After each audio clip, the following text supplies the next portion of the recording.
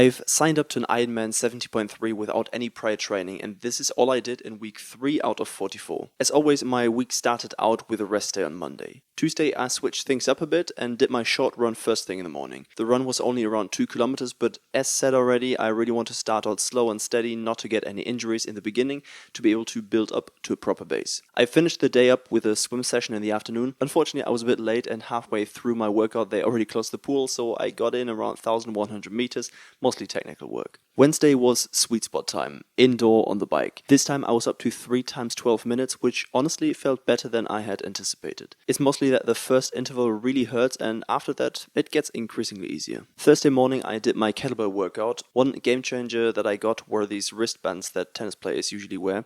This helped a lot to protect my wrists when I either lift overhead, but also just lay the kettlebell on my arm to do squats. In the afternoon I went back to the pool, and I think towards the end of a 2,200 meter swim session I had a revelation.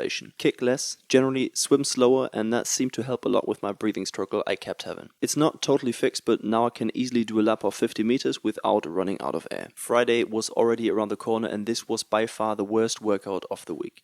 VO2 max intervals inside. I think in the first week I started with 6 times 350 watts for 30 seconds. In this workout I was up to 9 times 400 watts for 30 seconds. Lots of fun. Towards the end of the last 2 intervals I was struggling hard, but I did get through. On Saturday was time for my long run, 5 kilometers, the longest distance I've run so far. It felt good for the first 3 kilometers, but towards the end my hip pain started flaring up a bit. But I got through without big problems. I was able to increase my cadence a bit, the biggest problem I've been having so far. I got from the usual 140 per minute to around 155, 160. And of course my favorite day of the week, Sunday, was finally time for my long endurance ride, which was 3 hours this time. Honestly, a great third loading week that I finished with around 10 hours, and this means next week is going to be my first deloading week, which just means less volume around the same intensity though.